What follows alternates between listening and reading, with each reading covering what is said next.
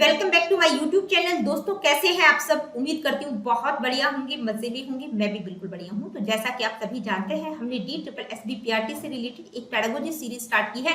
लेकिन यहाँ पर आप लोगों को क्लियर करना चाहूंगी कि ये जो सीरीज हमने स्टार्ट की है न केवल DSSB-PRT के बच्चों के लिए है, बल्कि जो स्टूडेंट BEd M.Ed एजुकेशन में नेट का प्रिपरेशन कर रहे हैं, इसके अलावा किसी भी टीचिंग एग्जाम चाहे CTET, HTET या किसी अदर स्टेट के टेट के लिए प्रिपरेशन कर रहे हैं या NBS, KVS के एग्जाम की तैयारी कर रहे हैं, तो उन सभी बच्चों के लिए ये सीरीज बहुत ज्यादा हेल्पफुल होने वाली है। तो चलिए जी स्टार्ट करते हैं आज की इस वीडियो को।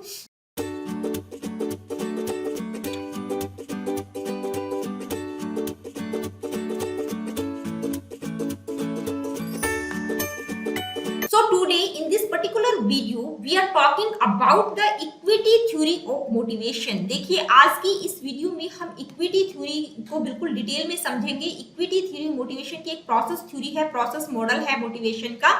और यहाँ पर आप लोगों को बताना चाहूंगी कि ये जो थ्योरी है एक तरह से हमारी सोसाइटी, हमारे लोगों के बीच एक तरह से रच बस गई है। This theory really exist in the real world. इसको हम एक एग्जाम्पल से समझते हैं। मान लीजिए एक जो NIT पास आउट स्टूडेंट है, ठीक है, NIT पास आउट स्टूडेंट का कैंपस प्लेसमेंट हो जाता है एक रेपुटेड कंपनी में। उसको जो पैकेज दिया जाता है वो भी बहुत अच्छा था, वो बच्चा बहुत खुश था। लेकिन कुछ टाइम पीरियड के बाद उसी की कंपनी में जो है, यानी कि वही कंपनी जो है एक IIT, ठीक है, मैं बात किसकी कर रही हूँ, IIT पास आउट स्टूडेंट को जॉब पर रखती है और उस IITian को जो पैकेज दिया जाता है वो NIT पास आउट स्टूडेंट जो था उसके पैकेज से लगभग दुगना था। मान लीजिए उसको अगर 7 लाख पर एनम दिया जा रहा था, तो जो IITian स्टूडेंट था उसको 14 लाख पर एनम दिया जा रहा था। तो यहाँ पर जो NIT वाला स्टूडेंट है वो क्या करता है, कंपैरिजन करता है, वो कंपेयर करता है कि हम दोनों जो है, एक हमारा जो डेजिग्नेशन है, हमारा काम है, हमारा फील्ड है, सब कुछ सेम है, लेकिन यहाँ पर सैलरी में इतना बड़ा डिफरेंस कैसे है। तो यहाँ पर क्या है कि जो NIT पास आउट स्टूडेंट था उसको लगता है कि कंपनी उसके साथ फेयर ट्रीटमेंट नहीं कर रही है, वो फ्रस्ट्रेटेड हो जाता है। तो इसी कॉन्सेप्ट पर ये थ्योरी बेस है। देखते हैं थ्योरी है क्या। Let's have a brief introduction to the theory. देखिए किसके द्वारा प्रपोज की गई है, जॉन स्टैसी एडम्स, एक साइकोलॉजिस्ट जिन्होंने मोटिवेशन की इक्विटी थ्योरी को प्रपोज किया था 1963 में। इस थ्योरी का पर्टिकुलर आइडिया क्या है, यानी कि थ्योरी क्या कहती है कि भाई हम क्या करते हैं अपने इनपुट आउटकम्स को, यानी कि इनपुट और हमारा जो आउटकम होता है उसका कंपैरिजन दूसरों के साथ करते हैं। अब जब कंपैरिजन करते हैं तो होता क्या है, यानी कि जो इंडिविजुअल्स हैं वो कंपैरिजन करते हैं अपने इनपुट आउटपुट रेशियो को दूसरों के साथ, यानी कि अपने साथी लोगों के साथ। वो कंपेयर किस लिए करते हैं, ताकि वो असेस कर सके, वो आकलन लगा सके कि भाई कंपनी में कहीं उनके साथ गलत तो नहीं हो रहा है, उनके साथ फेयर ट्रीटमेंट हो रहा है कि नहीं, ठीक है। अब इससे होता क्या है, this assessment directly influence an individual's motivation and satisfaction in the workplace. जब वो असेस कर लेते हैं, उनको पता चल जाता है कि भी उनके साथ किसी प्रकार का कोई भेदभाव नहीं किया जा रहा, तो इंडिविजुअल क्या होता है, मोटिवेट होता है, अपने काम के प्रति वो सेटिस्फैक्शन फील करता है, यानी कि जहां पर भी वो काम कर रहा होता है वो सेटिस्फाइड होता है। अब रिसर्च क्या कहती है, रिसर्च कहती है कि mails and females prefer comparison same sex comparison, यानी कि सेम सेक्स में कंपैरिजन होता है कि भाई मेल मेल से कंपेयर करता है, फीमेल फीमेल से कंपेयर करता है। लेकिन ऐसा कुछ भी नहीं है। जिस तरह से वुमेन एम्पावरमेंट बढ़ रहा है तो मेल और फीमेल भी आपस में एक दूसरे से कंपेयर करते हुए नजर आएंगे। तो कुछ टाइम के बाद ये रिसर्च जो है फेल हो जाएगा। अब ये जो इक्विटी थ्योरी है इसके की कॉन्सेप्ट्स क्या है, देखिए हमने बात की इनपुट, आउटकम और कंपैरिजन टू अदर्स। तो ये तीन इसके की कॉन्सेप्ट्स है। सबसे पहले हम इन की कॉन्सेप्ट्स को समझते हैं। सबसे पहले बात करते हैं इनपुट। इनपुट का मतलब क्या होता है कि भाई आप कितना कंट्रीब्यूट कर रहे हो, ठीक है, आपका पर्सनल इन्वेस्टमेंट क्या है अपनी जॉब के प्रति, यानी कि आप कितना टाइम दे रहे हो, आपकी स्किल्स क्या है, कितना एफर्ट आप लगा रहे हो, आप अपने काम के प्रति डेडिकेटेड हो कि नहीं, आपका एक्सपीरियंस क्या है, यानी कि आपका जो पर्सनल इन्वेस्टमेंट है, आप कितना एफर्ट लगा रहे हो अपने जॉब के प्रति, अपने काम के प्रति, दैट इज इनपुट। आउटकम या आउटपुट का मतलब आप जितना एफर्ट कर रहे हो उसके बिहाफ पर कंपनी आपको बदले में क्या दे रही है, ठीक है, दैट इज आउटकम कह सकते हैं, आउटपुट कह सकते हैं, या रिवॉर्ड भी हम कह सकते हैं। तो आउटकम या आउटपुट का मतलब क्या है कि भाई कोई भी इंडिविजुअल क्या गेन कर रहा है अपनी जॉब से, यानी कि बदले में जितना इनपुट वो लगा रहा है, जितना एफर्ट वो कर रहा है, उसके बदले में कंपनी उसको क्या दे रही है। तो एग्जाम्पल के तौर पर अगर हम बात करें आउटपुट या आउटकम्स की, तो कंपनी क्या देती है, सैलरी देती है, promotions, recognition, job satisfaction and benefits. बदले में उसको क्या क्या मिलता है भाई, उसको सैलरी दी जा रही है, उसको प्रमोशन दिए जा रहे हैं, कुछ ना कुछ इंसेंटिव्स उसको दिए जा रहे हैं, ठीक है, उसको एक पहचान मिली हुई है, जॉब से वो सेटिस्फाइड है कि नहीं, बेनिफिट्स क्या क्या उसको मिल रहे हैं। तो ये सारे क्या है, ये आउटपुट या आउटकम्स हम कहेंगे कि भाई कंपनी से जितना वो एफर्ट कर रहा है उसके बदले में उसको क्या मिल रहा है। नेक्स्ट की कॉन्सेप्ट है कंपैरिजन विद अदर्स, यानी कि व्यक्ति दूसरों के साथ कंपेयर करने की कोशिश करता है। तो ये इस थ्योरी का एक फंडामेंटल एस्पेक्ट है, कंपैरिजन पर ही ये थ्योरी बेस्ड है। यानी कि इंडिविजुअल्स क्या करते हैं, किसका कंपैरिजन करते हैं, इनपुट और आउटपुट का, यानी कि अपने इनपुट आउटपुट रेशियो को दूसरों के इनपुट आउटपुट रेशियो के साथ वो कंपेयर करते हैं। किनके साथ करते हैं, कोवर्कर्स या उनके जो साथी लोग होते हैं उनके साथ करते हैं, ठीक है। यानी कि कंपैरिजन की भावना उनमें रहती है कि भी मैंने इतना काम किया लेकिन कंपनी मुझे उतना पैसा नहीं दे रही जितना मेरे दोस्त को दे रही है या मेरे कोवर्कर को दे रही है। अब जब इंडिविजुअल्स कंपेयर करते हैं तो उससे होता क्या है कि उनको पता चलता है कि ऑर्गेनाइजेशन में इक्विटी एग्जिस्ट करती है या इनइक्विटी है। उनको लगता है कि नहीं, इक्विटी एग्जिस्ट करती है तो उससे क्या होगा, किसी भी इंडिविजुअल का जो मोटिवेशन लेवल है वो बढ़ जाएगा, इन्फ्लुएंस होता है। उसको लगेगा कि भाई ऑर्गेनाइजेशन में निष्पक्षता है, इक्विटी है, फेयरनेस है, तो वो क्या रहेगा, मोटिवेट फील करेगा। लेकिन अगर उसको लगा कि नहीं, ऑर्गेनाइजेशन में जो है इनइक्विटी है, मैं ज्यादा काम करता हूं लेकिन मेरे साथी फ्रेंड को ज्यादा स्केल दिया जा रहा है, उसकी सैलरी ज्यादा है, उसका वर्कलोड कम है, तो उसको अगर लगता है कि कहीं पर भी कि इनइक्विटी एग्जिस्ट करती है तो क्या होगा, व्यक्ति का जो मोटिवेशन लेवल है वो लो हो जाता है। After comparison there are 3 situations arise, यानी कि जब व्यक्ति कंपेयर करता है तो 3 तरह की सिचुएशंस निकल कर आती हैं। कौन कौन सी 3 सिचुएशंस हो सकती है उनको समझते हैं। पहली सिचुएशन है, यानी कि कोई भी इंडिविजुअल है या मैं हूं, मान लीजिए अगर मेरा इनपुट आउटपुट का जो रेशियो है वो लेस है मेरे रेफरेंट के इनपुट आउटपुट रेशियो से। रेफरेंट का मतलब जिससे भी मैं कंपेयर कर रही हूँ, चाहे वो कोवर्कर है, पीयर्स है, फ्रेंड्स है, तो जिससे भी मैं कंपेयर कर रही हूँ उससे अगर मेरा इनपुट आउटपुट का रेशियो कम है, जो कि एक बहुत ही कॉमन सिचुएशन होती है कि हर जगह हमें यही फील होता है कि मैं ज्यादा काम कर रही हूँ लेकिन रिवॉर्ड के रूप में उसको ज्यादा मिल रहा है, ठीक है।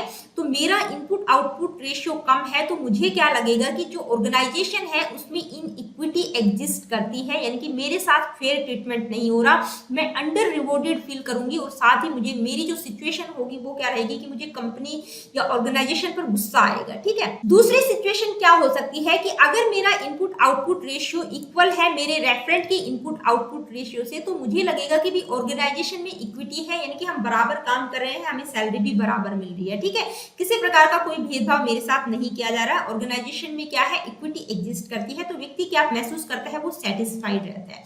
थर्ड सिचुएशन क्या हो सकती है, अगर मेरा इनपुट आउटपुट रेशियो ग्रेटर है मेरे रेफरेंट के इनपुट आउटपुट रेशियो से, तो यहाँ पर ऑर्गेनाइजेशन में तो इनइक्विटी एग्जिस्ट करेगी लेकिन यहाँ पर मुझे अच्छा लगेगा, मैं बेटर फील करूंगी कि कंपनी के द्वारा मुझे ज्यादा प्रेफर किया जा रहा है। तो जो एम्प्लॉय होता है उसकी सिचुएशन उस टाइम क्या होगी कि वो प्राइड महसूस करता है, ओवर कॉन्फिडेंट वो फील करेगा, ओवर रिवॉर्डेड फील करेगा, लेकिन साथ ही यहाँ पर हमने देखा कि गिल्ट की फीलिंग भी उसमें आ जाएगी। कुछ टाइम तक तो बहुत अच्छा लगता है कि नहीं मुझे ज्यादा प्रेफर किया जा रहा है, लेकिन धीरे धीरे व्यक्ति में गिल्ट की फीलिंग भी आ जाती है कि उसको लगता है कि नहीं यार, मैं जितना काम कर रहा हूँ उससे ज्यादा अगर मेरा कोवर्कर कर रहा है तो मेरे अंदर गिल्ट इन्वॉल्व होगा, मुझे लगेगा कि नहीं मेरे से बेटर उसको मिलना चाहिए, तो यहाँ पर गिल्ट की फीलिंग व्यक्ति में आ सकती है। तो जब व्यक्ति कंपेयर करता है तो ये 3 तरह की सिचुएशंस अराइज होती है। अब बात आती है कि एम्प्लॉयज कंपेयर किसके साथ करते हैं, तो हम किसके साथ कंपेयर करते हैं, कोवर्कर के साथ, नेबर्स के साथ, फ्रेंड के साथ। कई बार हम अपनी प्रेजेंट जॉब और पास्ट जॉब में ही कंपैरिजन करने लग जाते हैं, ठीक है, यानी कि पहले जहां पर मैं काम करती थी वहां पर ज्यादा इंसेंटिव्स थे, अब मैं जहां पर काम कर रही हूँ उस ऑर्गेनाइजेशन में मुझे ज्यादा इंसेंटिव्स नहीं मिल रहे, ठीक है। तो इस तरह का कंपैरिजन व्यक्ति करता है।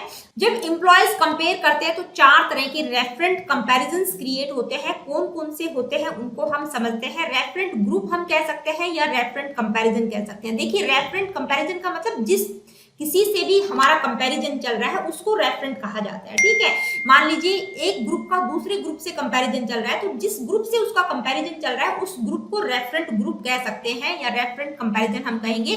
तो एडम की इक्विटी थ्योरी के अकॉर्डिंग 4 तरह के रेफरेंट ग्रुप क्रिएट हो सकते हैं। कौन कौन से? पहला है सेल्फ इनसाइट। सेल्फ इनसाइट का मतलब किसी भी इंप्लॉयज के जो इंट्रिंसिक एक्सपीरियंस होते हैं उसके करंट वर्क प्लेस में, उसको कहा गया है। कहने का मतलब है कि मान लीजिए कोई भी इंडिविजुअल है, कोई भी पर्सन है, उसकी जो भी पर्सनल एक्सपीरियंस है डिफरेंट डिफरेंट पोजीशंस पर।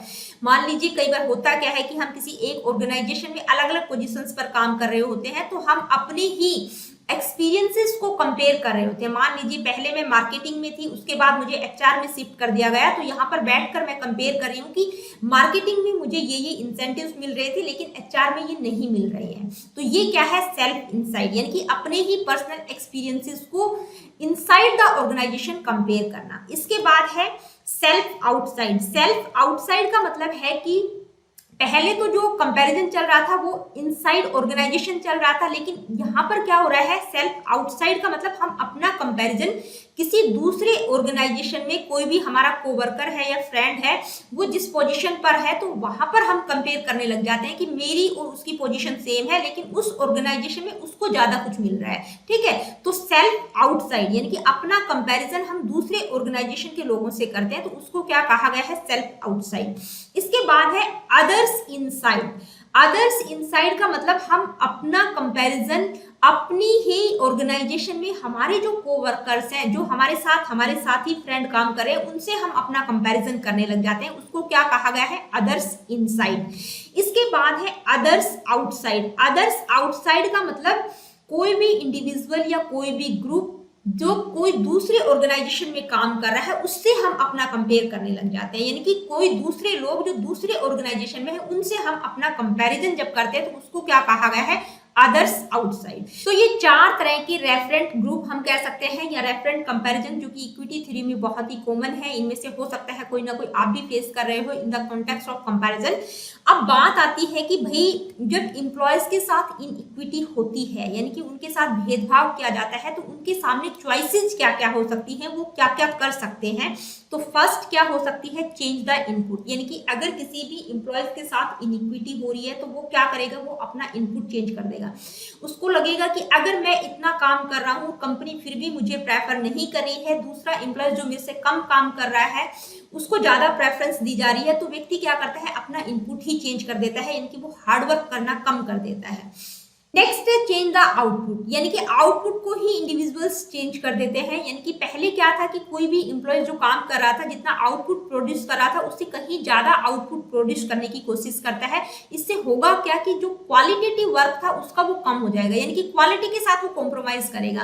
पहले क्या था? वो क्वालिटी वर्क कर रहा था, लेकिन अब क्या लगेगा उसको कि सारा गेमिंग ही प्रोडक्शन का है, मैक्सिमम प्रोडक्शन का है, तो वो क्या करेगा? ज्यादा से ज्यादा प्रोडक्शन करने की कोशिश करेगा। उसको लगेगा कि जितना ज्यादा प्रोडक्शन होगा उतना ही ज्यादा फायदा होगा, तो वो क्या करेगा? क्वालिटी को चेंज कर देगा। नेक्स्ट है चूज अ डिफरेंट रेफरेंट। देखिए ये बहुत अच्छी ट्रिक है, बहुत सारे मोटिवेशनल स्पीकर्स जो भी बताते हैं इस ट्रिक को, कि कई बार होता क्या है कि मान लीजिए हमारा जो रेफरेंट है जिससे हमारा कंपैरिजन चल रहा है उससे हमें फ्रस्ट्रेशन मिल रही है, तो आप क्या कीजिए? अपना रेफरेंट ही चेंज कर दीजिए। ठीक है, दूसरा रेफरेंट चूज कर लीजिए। मान लीजिए एक एग्जांपल से समझते हैं, एक क्लास में जो है 30 स्टूडेंट्स है और आपका 10वां नंबर है उस क्लास में, 9 बच्चे क्या है आपसे ऊपर हैं, तो आप ऊपर वाले 9 बच्चों को ना देखकर नीचे वाले 20 बच्चों को अगर आप देखेंगे तो आपका मोटिवेशन लेवल बढ़ जाएगा, यानी कि 20 स्टूडेंट तो मेरे से नीचे हैं। नेक्स्ट है क्विट द जॉब। देखिए ये एक बहुत ही सिंपल सा तरीका है कि भाई आपको लगता है कि बहुत ज्यादा इनइक्विटी बढ़ गया है, हर तरह से भेदभाव किया जा रहा है, तो अपनी जॉब को क्विट करके आप दूसरे ऑर्गेनाइजेशन में जा सकते हैं। नेक्स्ट है चेंज द सेल्फ परसेप्शन, यानी कि अपने परसेप्शन को ही चेंज कर दीजिए। आप ये सोचिए कि मैं जितना इनपुट दे रहा हूँ वो शायद इतना नहीं है कि मुझे रिवॉर्ड मिल सके, मुझे ज्यादा से ज्यादा मेहनत करनी चाहिए। तो अपने परसेप्शन को ही आप अपने बारे में चेंज कर लीजिए। चेंज परसेप्शन ऑफ अदर्स, यानी कि दूसरों के परसेप्शन को अपनी नजर में चेंज कर लेना।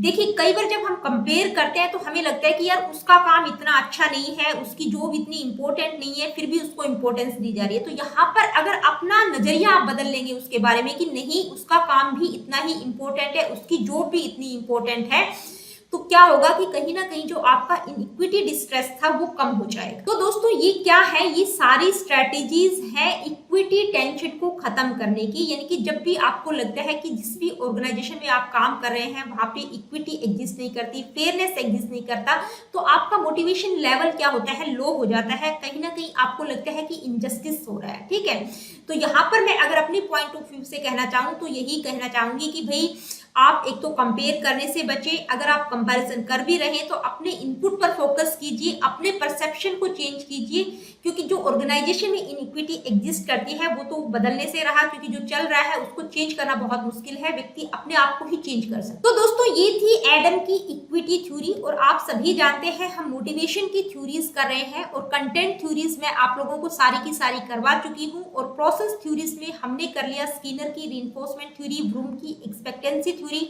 पोर्टर एंड लॉलर की थ्योरी, और आज की वीडियो में हमने किया एडम की इक्विटी थ्योरी। अगली वीडियो में हम लोग की गोल सेटिंग थ्योरी को बिल्कुल डिटेल में समझेंगे। तो दोस्तों मिलती हूँ आप लोगों से अपनी अगली वीडियो में। Really good, take care of yourself. देखिए यहाँ पर मैं आप लोगों को बताना चाहूंगी, यहाँ पर मैं आप लोगों को अपना एनालिटिक्स दिखा रही हूँ कि कितने स्टूडेंट्स हैं जिन्होंने चैनल को सब्सक्राइब कर रखा है, और कितने स्टूडेंट हैं जो व्यू करते हैं लेकिन चैनल को सब्सक्राइब नहीं करते। तो उन लोगों से मैं यही कहना चाहूंगी कि आप चैनल को सब्सक्राइब कर लीजिए। इससे होगा क्या कि मेरी अपकमिंग वीडियोस का नोटिफिकेशन आपको मिल जाएगा, जिससे आपका कोई भी लेक्चर मिस नहीं होगा। तो ये सब्सक्रिप्शन बिल्कुल फ्री है, कोई पेड क्लासेस मैं यहाँ पर नहीं लेती हूँ। तो दोस्तों अगर सेशन आप लोगों को अच्छा लगा हो तो please like share and do subscribe the education classes. देखिए आप वीडियो को लाइक करने में और चैनल को सब्सक्राइब करने में कंजूसी ना करें, क्योंकि ये बिल्कुल फ्री ऑफ कॉस्ट है। और आप अगर लाइक करते हैं और कमेंट करके मुझे बताते हैं तो उससे मुझे एक मोटिवेशन मिलता है, एक फीडबैक मिलता है। तो जितने भी स्टूडेंट्स हैं जो देख रहे होते हैं तो प्लीज उनसे मेरी यही रिक्वेस्ट है कि आप मुझे कमेंट करके जरूर बताया करो।